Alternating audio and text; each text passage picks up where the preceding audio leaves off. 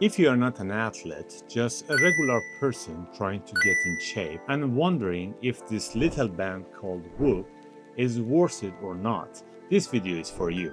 If you are new in the channel, my name is Korman. I'm a sports scientist doctor based in Berlin. I have been wearing this Whoop band for the past 6 months. I wear it when I lift weights, when I run, when I play basketball, and definitely when I'm sleeping.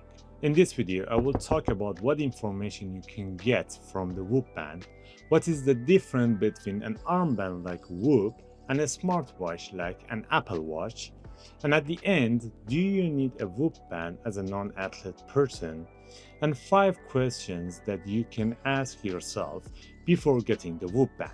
This video is not sponsored, but if you want to get the Whoop band, you can use the link in description. You will get the device for free plus 1 month free to test the device. So first thing first, let's talk about data.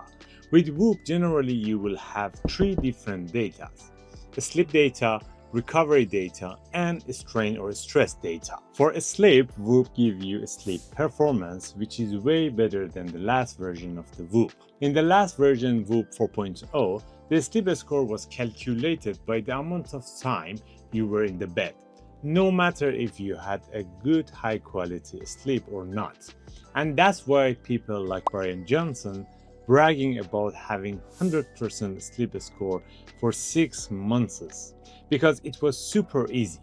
But the new Whoop 5.0 calculates your sleep performance using sleep time, sleep consistency, sleep efficiency, and sleep stress, and will put it in a formula to measure your sleep performance score. Sleep time is the amount of time you are in the bed. Sleep consistency is the time you go to bed and wake up for past 7 days. Sleep efficiency is about how good you sleep, and sleep stress is how calm and light you can sleep. For recovery, Whoop gives you a score which is coming from heart rate variability, resting heart rate, respiratory rate, and sleep performance. Heart rate variability is the time between each heartbeat. For example, if your heart beats 60 times per minute, it doesn't mean that it beats every second. Sometimes it is 1.2 seconds and sometimes 0.8 seconds. And this is really important number, and it shows how healthy you are. Resting heart rate is also really important. It is your heart rate when you're sleeping, and it's important because if you have a healthy heart, your heart is gonna pump more blood with one beat in your body. So it needs less work throughout the night. That's why lower resting heart rate is really important. And for a strain, it measures heart rate in zone 1 to 3 as well as 4 and 5. Then measure strength training if you have done any, and also step plus stress you had throughout the day. And then it will give you a strain score between 0 to 21. In a side note, I tried to reach to 21 strain, but it was impossible. You can watch the video later after this video. So let's talk about the difference between the Whoop and a smartwatch like Apple Watch. The first thing is philosophy and use case. Whoop is not a smartwatch, it is a fitness lab on your wrist, designed for recovery and long-term performance, not for quick metrics or lifestyle features. But Apple Watch is a smartwatch with fitness features. It's great for everyday use and also does a decent job at fitness tracking. If you want to check something on Apple Watch, you can easily access on your wrist. But Whoop, as I said, it's more about long-term trend, so you should go to the app and check there. The second one is display and user interface. Whoop 5.0 has no display. All data is in the app. This encourages less distraction and a deeper focus on recovery, and it's kind of minimalist too. But Apple Watch gives you direct access to messages, weather, music, workouts on your wrist. So if you want more access and less minimalist look, then probably Apple Watch wins here. The third one is data and recovery. Whoop gives you a daily recovery score based on your heart rate variability, sleep performance, resting heart rate, and respiratory rate. But Apple Watch tracks HRV2, oxygen consumption, and also sleep. but doesn't give you any proper recovery readiness score. Here I should say that Whoop is doing a better job. The fourth one is workout tracking. Apple Watch has a huge advantage in GPS-based activities like running, cycling, and swimming. Whoop doesn't track routes, pace, or elevation.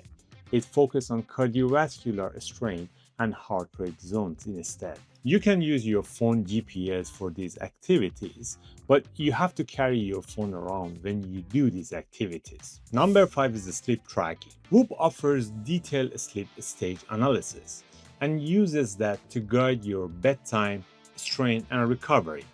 Apple Watch also gives you total sleep stages, and trends, but doesn't tie into a recovery score. And the last one is battery and charging. Whoop has 40 days battery and a clip-on charge. That means that you don't need to remove it to charge it. And you can get almost 3 to 4 weeks with a full charge plus the charging device.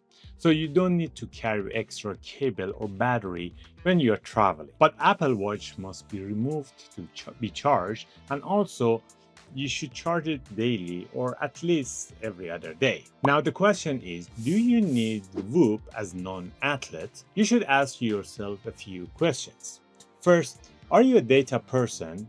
Do you like to see numbers and data? For me, I love seeing data. I love to see heart rate and lots of information. But for my wife, she doesn't like it at all. So if you don't like numbers, charts, or data, you might find Whoop too much. But if you're like me, then you will love it. You will love it how easy the data are and how easy you can understand your body. The second question is, are you easily affected by data? Some people found it bad and overwhelming when they wake up and see their recovery wasn't good and they feel bad throughout the day. And they have this placebo effect from the recovery score. For me, every single day, before I check my Whoop, I check how I feel and I try to give myself rating from 0 to 10. And then, for example, if I gave myself 6 and my recovery is 6C zone, then I'm happy. And actually, in the past few months, it's quite the same. But days happens that I felt tired, but my recovery score was around 90 plus. The third question is, are you okay with subscription-based system? Unfortunately for the Whoop band, you should pay monthly subscription, which is expensive and for some people makes no sense to get this. But in my opinion, paying around $20 for normal Whoop 5.0, not the MG one, is worth the price. But if you don't want to have subscriptions, you can start with a Garmin or Apple Watch or new Helio band that is in the market. The fourth question is, do you need feedback? For me, it was really important to see some feedback because I'm mostly training alone, and before Whoop, whenever I felt tired and demotivated, I just skipped the training session because I thought my body is not ready. But these days, having data make me more accountable. Still, if I feel tired, I might skip the day, but most of the time I just go do some exercises to hit my daily strain. And the last question is, are you willing to improve your health?